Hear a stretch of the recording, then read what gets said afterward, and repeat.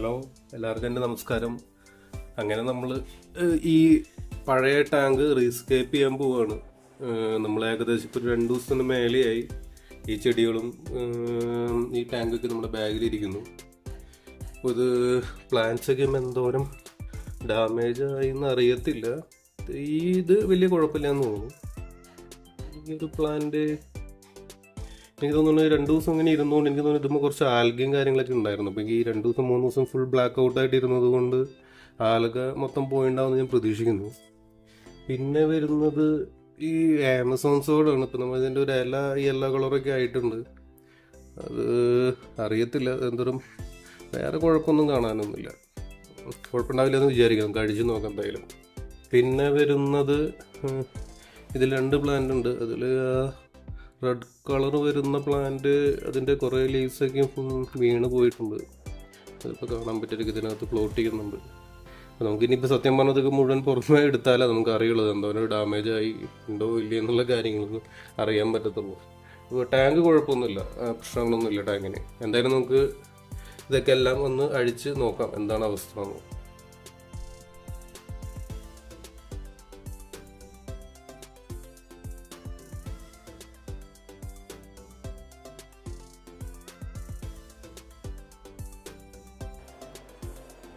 നമ്മളിപ്പോൾ കൊണ്ടുവന്ന പ്ലാന്റ്സ് എല്ലാം ഒരു ബക്കറ്റിലേക്ക് ഇടാണ്.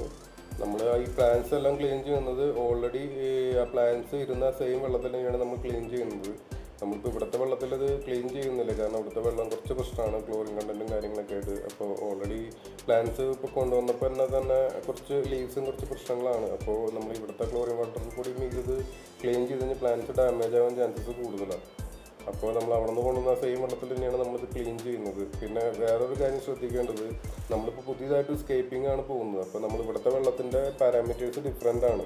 അപ്പോൾ നമ്മൾ ഈ നാട്ടിൽ നിന്ന് വളർന്നു വന്ന ഈ പ്ലാന്റ്സ് ഇവിടുത്തെ വെള്ളത്തിൽ വെക്കുമ്പോൾ നോർമലായിട്ട് ഈ പ്ലാന്റ്സിൻ്റെ ലീവ്സ് മെൽറ്റ് ആവാൻ ചാൻസ് കൂടുതലാണ്. മെൽറ്റ് എന്ന് പറഞ്ഞു കഴിഞ്ഞാൽ ദ്രവിച്ചു പോവുക. അപ്പോൾ നമ്മളത് മാക്സിമം കുറയ്ക്കാൻ വേണ്ടി നമ്മൾ ഈ ഡാമേജ് ആയ ലീവ്സൊക്കെ നമ്മൾ ഓൾറെഡി ഇത് റിമൂവ് ചെയ്യുകയാണ്. റിമൂവ് ചെയ്തതിന് ശേഷം നല്ല ഹെൽത്തി ആയിട്ടുള്ള ലീവ്സ് മാത്രം അതുമ്പോൾ നിർത്തുക, എന്നിട്ട് മാത്രം പ്ലാന്റ് ചെയ്യുക. അല്ലാന്ന് വെച്ച് കഴിഞ്ഞാൽ ഈ ഡാമേജ് ആയ ലീവ്സ് എല്ലാം ആ അക്വേറിയത്തിൽ കിടന്ന് ദ്രവിച്ച് വെള്ളം കേടാവും, അമോണിയ കണ്ടൻറ്റ് കൂടും. പിന്നെ അത് മാത്രമല്ല, ഈ ഫിഷസിനൊക്കെ ഭയങ്കര പ്രശ്നമാണ് ഈ അമോണിയ കണ്ടൻറ്റ് കൂടുന്നത്. അപ്പോൾ അതുകൊണ്ട് നമ്മൾ ഹെൽത്തി ആയിട്ട് ലീവ്സ് മാത്രം വിത്ത് വേരും കാര്യങ്ങളൊക്കെ എല്ലാം സെറ്റ് ചെയ്തതിന് ശേഷം മാത്രം പുതിയ അക്വേറിയത്തിലേക്ക് നമ്മളിത് പ്ലാന്റ് ചെയ്യുക.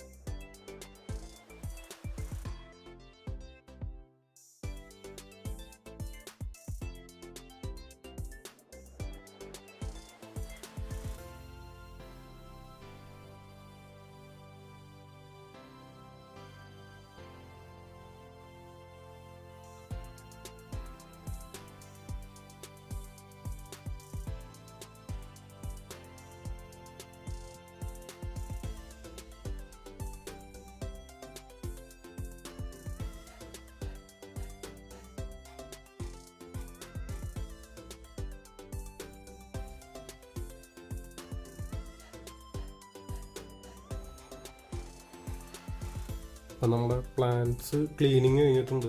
നമുക്ക് ആവശ്യമില്ലാത്ത ഡാമേജ് ആയ സാധനങ്ങളൊക്കെയും ഇലയും കാര്യങ്ങളൊക്കെ നമ്മുടെ അടുത്ത് കളഞ്ഞിട്ടുണ്ട്. അപ്പോൾ നമ്മൾ മൊത്തം ഏകദേശം ക്ലീൻ ആയിട്ടുണ്ട്. ഫുള്ള് ഡാമേജ് ആയ ഇലയും കാര്യങ്ങളൊക്കെയും കളഞ്ഞ് ഫുള്ള് ക്ലീനിങ് ആയിട്ടുണ്ട് നമുക്ക്. പിന്നെ നമുക്കിത് ഇനി പയ്യെ ടാങ്ക് കഴുകി നമുക്ക് പയ്യെ സോയിലൊക്കെ ഇടാം.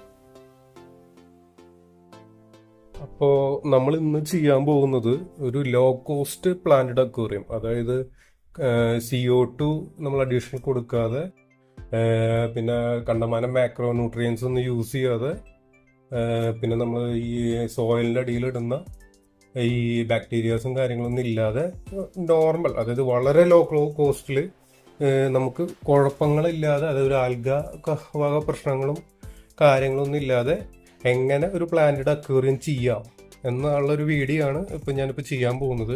ഞാൻ ഉപയോഗിക്കുന്നത് എന്തൊക്കെയാണെന്നുള്ള കാര്യം ഞാനിപ്പോൾ 1 by 1 ആയിട്ട് പറയാം.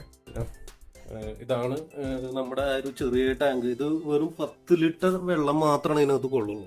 അതായത് എനിക്ക് തോന്നുന്നു അടി തൊട്ട് മുകളിൽ വരെ ഒരു 18 സെന്റിമീറ്ററും ലെങ്ത് ഒരു 30 സെന്റിമീറ്ററും ഇതിന്റെ വീതി ഒരു 15 സെന്റിമീറ്റർ ആണ് വരുന്നത്. ചെറിയൊരു ടാങ്കാണ് ഇത്. ഒരു ബീറ്റ ടാങ്കെന്നോ അല്ലെങ്കിൽ ഷ്രിമ്പ് ടാങ്കോ അത്രയ്ക്കൊക്കെ നമുക്ക് മാക്സിമം ഇത് ഉപയോഗിക്കാൻ പറ്റത്തുള്ളൂ. ചെറിയൊരു നാനോ പ്ലാന്റഡ് അക്വേറിയം ആണ് ഉദ്ദേശിക്കുന്നത്. അതിന് മാത്രം ടാങ്ക് ഉള്ളൂ കേട്ടോ. അപ്പോൾ നമ്മൾ 1 by 1 ആയിട്ട് ഞാൻ പറയാം ഏതൊക്കെയാണ് ഞാൻ മെയിൻ ആയിട്ട് യൂസ് ചെയ്യുന്നത്. ഞാൻ ഈ ഒരു പരിപാടി ചെയ്ത് സക്സസ് ആയതിന്റെ ബലത്തിലാണ് ഞാൻ പറയുന്നത്. അതായത് ഒരു 3 മാസത്തോളം ഞാനിത് കൊണ്ട് നടന്ന് സക്സസ് ആയിരുന്നു. അപ്പോൾ അതിന്റെ ഒരു ബലത്തിലാണ് ഞാൻ പറയുന്നത്. അപ്പോൾ ആദ്യം വേണ്ടത് ഒരു അക്വേറിയത്തിന്റെ മെയിൻ ഒരു ഇൻഗ്രീഡിയന്റ് എന്ന് പറയുന്നത് അതിന്റെ ലൈറ്റ് ആണ്. ഇത് ഒരു സോബോന്റെ ഒരു ലൈറ്റ് ആണ്. ഇത് വാട്ട്സ് 8 വാട്ട്സ് ആണ്. ഇത് 7000 to 8000 കെൽവിനിലാണ് വരുന്ന ഒരു ലൈറ്റ് ആണ്. 8 വാട്ട്സിന്റെ ലൈറ്റ്. പിന്നെ ഉള്ളത് നമ്മളൊരു ഹാങ് ഓൺ ഫിൽറ്റർ ആണ് മേടിച്ചിരിക്കുന്നത്, ഡോൾഫിന്റെ. അത് 2.8 വാട്ട്സിൽ വരുന്ന ഫിൽറ്റർ ആണ്, SS200. ചെറിയ അക്വേറിയം ആയതുകൊണ്ടാണ് ഏറ്റവും ചെറിയ മോഡൽ മേടിച്ചിരിക്കുന്നത്. ഇത് വിത്ത് സെൽഫ് പ്രൈമിങ് വരുന്ന മോഡലാണ്. അതായത് ഇതിന്റെ ഈ മറ്റേ മോട്ടർ വരുന്നത് ടാങ്കിന്റെ അകത്താണ്. അപ്പൊ അതുകൊണ്ട് സാധാരണ ഹാങ് ഓൺ ഫിൽറ്റർ ടാങ്കിന്റെ ഈ പുറത്ത് ഈ ഒരു പോർഷനിലായിരിക്കും അതിന്റെ മോട്ടർ വരുന്നുണ്ടാവും. അപ്പൊ അതിന്റെ പ്രശ്നം എന്താണെന്ന് വെച്ച് കഴിഞ്ഞാൽ നമ്മളിത് ഓണായി വർക്ക് ചെയ്തുകൊണ്ടിരിക്കുന്ന സമയത്ത് കറണ്ട് പോയിട്ട് വീണ്ടും കറണ്ട് വരികയാണെങ്കിൽ ഇത് വർക്ക് ചെയ്യില്ല, ഇത് സ്റ്റോപ്പ് ആയിരിക്കും. പക്ഷെ ഈ മോട്ടർ വർക്ക് ചെയ്യുകയും ചെയ്യും. അപ്പോൾ അത് ഹീറ്റായിട്ട് കേടാവുകയും ചെയ്യും.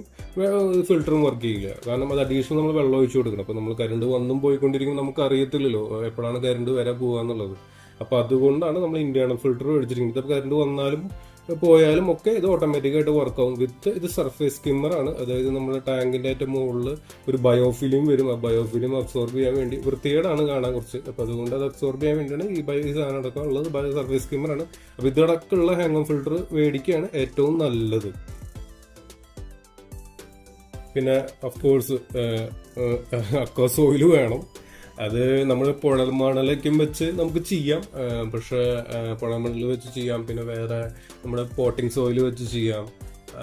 പക്ഷെ അതൊന്നും അത്ര എഫക്റ്റീവ് അല്ല എന്ന് വെച്ചാൽ നമുക്കൊരു ഒരാഴ്ചക്ക് വരെ നമുക്ക് കുഴപ്പമില്ലാണ്ട് നല്ല ഗ്രോത്തും കാര്യങ്ങളൊക്കെ നിർത്താം. പിന്നെ അത് ആകെ മാറും. പിന്നെ ആൽഗ വരും, ഒരുപാട് ഇഷ്യൂസ് ഉണ്ടാവും, ആകെ പ്രശ്നങ്ങളൊക്കെ ഉണ്ടാവും നമുക്ക്. ഇപ്പോൾ അത് ഭയങ്കര പാടാണ്. അപ്പോൾ ഇത് ആക്ച്വൽ അക്വാസോയിൽ ആണ്. അക്വാസോയിൽ എന്ന് പറഞ്ഞാൽ ബ്രാൻഡഡ് അക്വാസോയിൽ അല്ല കേട്ടോ. ഇത് സാധാരണ നമ്മളൊരു അക്വേറിയത്തിൽ നിന്ന് മേടിക്കുന്ന നോർമൽ ഒരു ഇന്ത്യൻ മെയ്ഡ് അക്വാസോയിലാണ്. ഇത് ഓൾറെഡി 3 മാസം ഞാൻ എൻ്റെ ടാങ്കിൽ ഉപയോഗിച്ചിരുന്ന സോയിലാണ്. അപ്പം അതുകൊണ്ട് ഇത് എന്തോരം എഫക്റ്റീവ് ആവുന്നുള്ള കാര്യം നമുക്ക് പറയാൻ പറ്റത്തില്ല. നമുക്കത് യൂസ് ചെയ്ത് തന്നെ പറയാൻ പറ്റത്തുള്ളൂ. സ്റ്റാർട്ടിങ് കുഴപ്പമുണ്ടായിരുന്നില്ല, ഞാൻ ഇട്ട തുടക്കത്തിൽ. ഇപ്പോൾ ഒരു 3 മാസത്തോളം ഉപയോഗിച്ച് കഴിഞ്ഞ സോയിലാണ്. അപ്പോൾ ഇത് ഇതിന്റെ വിറ്റാമിൻസും മിനറൽസും ഒക്കെ ഇത് എന്തോരം ഈ സോയിലുണ്ടോ എന്ന കാര്യം നമുക്കൊരു ഗ്യാരണ്ടിയും പറയാൻ പറ്റത്തില്ല. അപ്പോൾ നമുക്കത് ട്രൈ ചെയ്ത് തന്നെ നോക്കണം. പിന്നെ വരുന്നത് ഒരു റൂട്ട് ടാബ് ആണ് പ്ലാന്റോസിന്റെ. ഇത് നമുക്ക് എന്തായാലും ഒരു മസ്റ്റ് നീഡഡ് ഘടകമാണ്. കാരണം എന്താണെന്ന് വെച്ച് കഴിഞ്ഞാൽ അക്വാസോയിലിൽ ഇത് റൂട്ട് ടാബ് എന്തായാലും വേണം. അല്ലാണ്ട് നമുക്ക് പ്ലാന്റ്സ് കറക്റ്റ് പ്രോപ്പറായിട്ട് ഗ്രോ ചെയ്യാൻ പറ്റില്ല. പിന്നെ വരുന്നത് ഒരു അക്വാറ്റിക് റെമഡീസിന്റെ ഒരു പ്ലാന്റ് ഹെൽത്ത് ഫോർമുല. ആ plant health formula micro nutrients ആണ്. പിന്നെ വരുന്നത് അവരെ മാക്രോ അക്വാറ്റിക് റെമഡീസിന്റെ K++ എന്നുണ്ട് പൊട്ടാസ്യം വരുന്നത്. പിന്നെ ഇത് മൈക്രോ ലൈഫാണ് S2, അത് ബെനിഫിഷ്യൽ ബാക്ടീരിയയുടെ സൊല്യൂഷൻ. ഇത് അക്വാറ്റിക് റെമഡീസ് തന്നെയാണ്. ഞാനിത് അക്വാറ്റിക് റെമഡീസ് എന്ന് പറയാനുള്ള കാര്യം എന്താണെന്ന് വെച്ച് കഴിഞ്ഞാൽ, എനിക്ക് ഉപയോഗിച്ച് ഒരു സക്സസ് ആയ ഒരു കാര്യമായതുകൊണ്ട് ആണ് ഞാൻ അക്വാറ്റിക് റെമഡീസ് എന്ന് പറഞ്ഞത്. കൂടാതെ അഫോർഡബിൾ ആണ്. അല്ലാതെ അക്വാറ്റിക് റെമഡീസ് ഈ ഒരു വീഡിയോന് സ്പോൺസർഷിപ്പ് കാര്യങ്ങളൊന്നുമില്ല. അതുപോലെ ഈ പ്ലാന്റോസ്, ഇതും ഒരു സ്പോൺസർഷിപ്പ് കാര്യങ്ങളൊന്നുമില്ല. ഞാൻ പേഴ്സണലായിട്ട് ഉപയോഗിച്ച് ഉള്ള എൻ്റെ റിസൾട്ടിൻ്റെ ബേസിൽ മാത്രമാണ് ഞാനിപ്പോൾ ഈ ഒരു വീഡിയോ ചെയ്യുന്നത്. ഹൈ കോസ്റ്റ്, അതായത് ഹൈടെക് ടാങ്ക് അല്ല, ഒരു ലോ ടെക് ടാങ്ക് നോർമൽ ആയിട്ട് ഒരു പ്ലാന്റ് അക്വേറിയം നമുക്ക് സെറ്റ് ചെയ്യാൻ പറ്റും. ഈ വക സംഭവങ്ങൾ ഉണ്ടെങ്കിൽ നമുക്ക് സെറ്റ് ചെയ്യാം. അപ്പോൾ നമുക്ക് എന്തായാലും ഇനി അടുത്തത് ടാങ്കിൽ സോയിലിട്ട് ബാക്കിയുള്ള കാര്യങ്ങൾ സെറ്റ് ചെയ്യാം. അപ്പോൾ നമ്മൾ ടാങ്ക് സെറ്റ് ചെയ്യാൻ പോവാണ്. നമ്മളിപ്പോൾ ഈ ഒരു ഗ്യാപ്പിലാണ് ടാങ്ക് വെക്കാൻ ഉദ്ദേശിക്കുന്നത്. ഈ ഒരു ചെറിയൊരു ഗ്യാപ്പിൽ കറക്റ്റ് അതിനകത്ത് കയറും ടാങ്ക്. നമുക്ക് നോക്കാം. നമുക്ക് ഇനിയും കുറച്ച് പരിപാടികളുണ്ട്. നമുക്ക് ഇനി സോയിലൊക്കെ ഇടേണ്ട ആവശ്യങ്ങളൊക്കെ ഉണ്ട്. പിന്നെ ഇത് കറക്റ്റ് സൂട്ടാണ് അതിനകത്ത്. നമ്മൾ തൽക്കാലം ഒരു വിസിബിലിറ്റിക്ക് വേണ്ടി നമ്മൾ ചെറിയൊരു ലൈറ്റ് വെച്ചിട്ടുണ്ട്. ആക്ച്വലി ഈ ലൈറ്റ് അല്ല നമ്മൾ യൂസ് ചെയ്യാൻ പോകുന്നത്, നമ്മൾ മുമ്പ് കാണിച്ച ലൈറ്റാണ് ഇത്. മുമ്പ് എൻ്റെ ഫൈറ്റർ ഫിഷൻ ഇടാൻ വേണ്ടി ചെറിയൊരു ഗ്ലോബ് ഉണ്ടായിരുന്നു, അതിന് വെച്ചൊരു ലൈറ്റാണ്. അപ്പോൾ തൽക്കാലം കാണാൻ വേണ്ടി നമുക്ക് ആ മറ്റേ ലൈറ്റ് ലാസ്റ്റ് വയ്ക്കാം. നമുക്ക് ഈ ഒരു ലൈറ്റ് നമ്മൾ സോയിലും കാര്യങ്ങളും ഇടാനുമ്പോൾ കറക്റ്റ് കാണാൻ വേണ്ടിയിട്ടാണ് നമ്മൾ ഈ ഒരു ലൈറ്റ് ചെയ്തിരിക്കുന്നത്.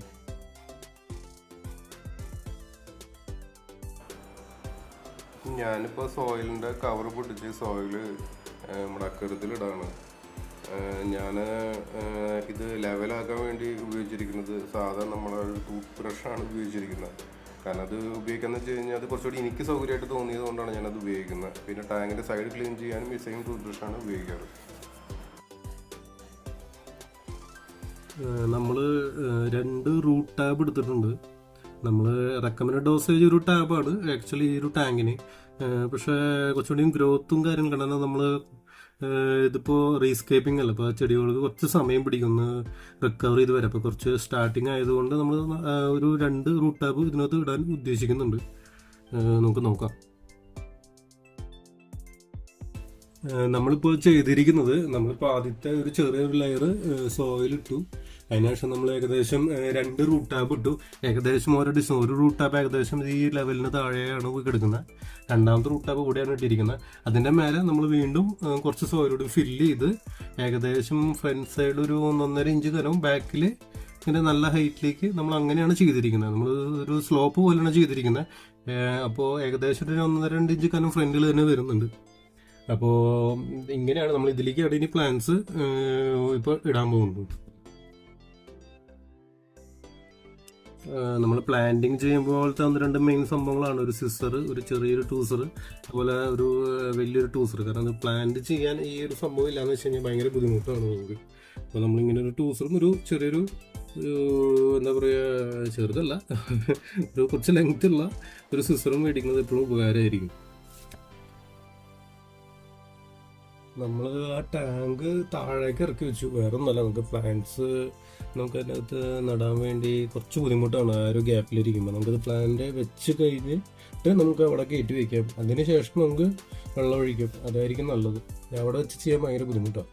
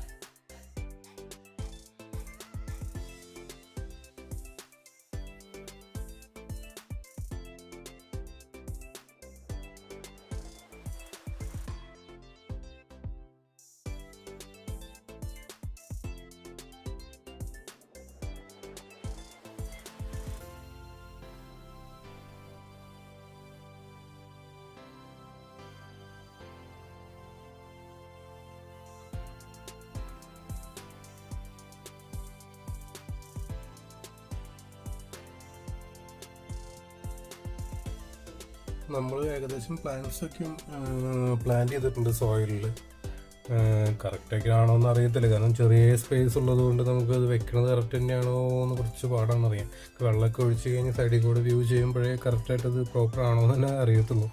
അപ്പം എന്തായാലും നമുക്കൊരു കാര്യം ചെയ്യാം. നമുക്ക് ഞാനൊരു ഫിൽറ്റർ വെച്ചിട്ടുണ്ട്, കാരണം ഫിൽറ്റർ മുമ്പ് വെക്കാനുള്ള കാര്യം എന്ന് പറഞ്ഞാൽ ഫിൽറ്റർ ഈ ടാങ്കിന് ആക്ച്വലി ഫിൽറ്റർ കുറച്ച് വലുതാണ്. അപ്പോൾ നമ്മൾ ഈ സൈഡിൽ കാണാൻ പറ്റുമെന്ന് അറിയത്തില്ല, ഒരു കുറ്റി, അതായത് വെള്ളം വലിച്ചെടുക്കുന്ന ഒരു കുറ്റി പോലെ നിൽക്കുന്നത് സോയിലിൽ ഫുള്ള് മൂടി പോകാൻ പാടില്ല. അപ്പോൾ അതുകൊണ്ട് ഞാൻ ഓൾറെഡി അതൊക്കെ വെച്ചതിന് ശേഷം സോയിൽ അഡ്ജസ്റ്റ് ചെയ്ത് വെക്കാമെന്ന് വിചാരിച്ചിട്ടാണ് ഓൾറെഡി വെച്ചത് ഫിൽറ്റർ. നമുക്കൊരു കാര്യം ചെയ്യാം, നമുക്ക് ഇതിനകത്ത് കുറച്ച് സെറാമിക് റിങ്സ് ഒക്കെ കൊടുക്കാം. ഇത് നമ്മൾ ഓൾറെഡി ഇതിനകത്ത് ഉണ്ടായിരുന്ന റിങ്സ് ആണ്. പക്ഷേ ഇപ്പോൾ ഇതിപ്പോൾ നമ്മൾ അവിടുന്ന് കൊണ്ടുപോകുന്നു, പഴയ വെള്ളമൊക്കെ ഇനിയിപ്പോൾ മാറാൻ പോകാണല്ലോ. അപ്പോൾ ഈ റിങ്സിൽ ഉള്ള ബെനഫിഷ്യൽ ബാക്ടീരിയകളൊക്കെയും ഇനിയിപ്പോൾ നമ്മൾ വെള്ളം പുതിയതൊക്കെ ഒഴിക്കുമ്പോൾ ജീവനോടെ ഉണ്ടാവുമോ എന്നുള്ള കാര്യമൊന്നും പറയാൻ പറ്റില്ല. അപ്പോൾ നമ്മൾ അതിന് വേണ്ടിയിട്ടാണ് ഞാൻ മുമ്പ് ഒരു സൊല്യൂഷൻ കാണിച്ചു തന്നത്. അപ്പോൾ ആ ഒരു സൊല്യൂഷൻ ഒഴിക്കുകയാണെങ്കിൽ ഒരു സ്റ്റാർട്ട് ചെയ്യാൻ പറ്റും ഏകദേശം. നമുക്കറിയത്തില്ല എന്ത് സംഭവിക്കാം, ഒരു ഐഡിയ ഇല്ല. എന്തായാലും നമുക്കത് ഇതൊക്കെ ഇട്ട് കഴിഞ്ഞിട്ട് ഞാൻ കാണിക്കാം. നമ്മളിപ്പോൾ ഇതിനകത്ത് സെറാമിക് റിങ്സും അതുപോലെ തന്നെ സ്പോഞ്ചൊക്കെ വെച്ച് സെറ്റ് ചെയ്തിട്ടുണ്ട്. നമ്മളതിൻ്റെ കണക്ഷനും കാര്യങ്ങളും പൈപ്പിൻ്റെ കണക്ഷനൊക്കെ കറക്റ്റായിട്ട് നമ്മൾ വെച്ചിട്ടുണ്ട്. പിന്നെ നമുക്ക് ജസ്റ്റ് അടയ്ക്കാം, നമുക്ക് ആ സെക്ഷനിലേക്ക് നമുക്കിത് കയറ്റി വയ്ക്കാം.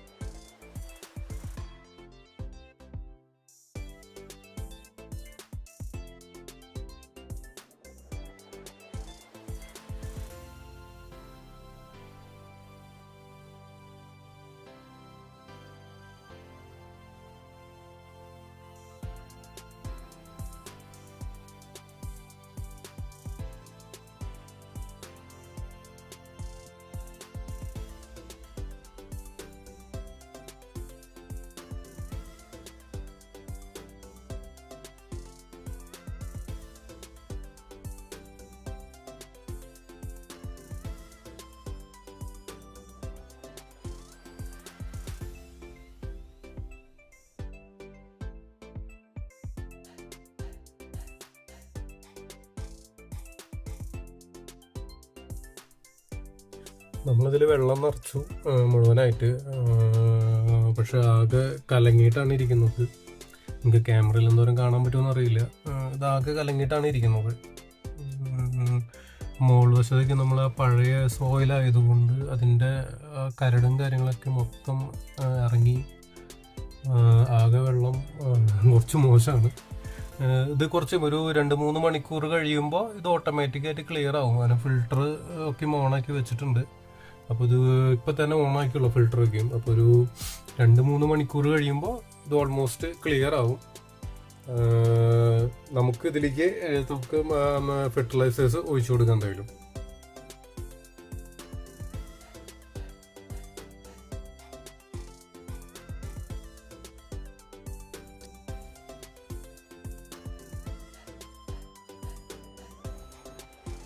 നമ്മളിപ്പോൾ ഒഴിച്ചു കൊടുത്തത് K++ഉം അതുപോലെ തന്നെ പ്ലാന്റ് ഹെൽത്ത് ഫോർമുല എന്ന് പറയുന്ന മൈക്രോ ന്യൂട്രിയൻസും, ഈ രണ്ടും കൂടിയാണ് നമ്മൾ ഒഴിച്ചു കൊടുത്തിരിക്കുന്നത്. ഓരോ ml വെച്ചാണ് ഒഴിച്ചു കൊടുത്തത്. ഇത് മൈക്രോ ലൈഫാണ്, S2 എന്ന് പറയുന്നത്. ബെനിഫിഷ്യൽ ബാക്ടീരിയാസ് ആണ്. ഇതും 1 ml ആണ് നമ്മൾ ഒഴിച്ചു കൊടുക്കാൻ പോകുന്നത്.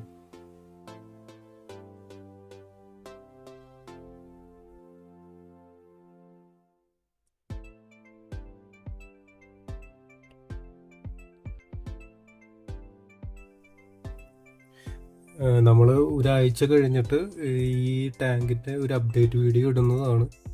എങ്ങനെയാണ് കറണ്ട് സ്റ്റാറ്റസ് എന്ന് കാണിക്കാൻ വേണ്ടിയിട്ട്. അപ്പോൾ എന്തായാലും നമുക്ക് അടുത്തൊരു വീഡിയോയിൽ നമുക്ക് വീണ്ടും കാണാം.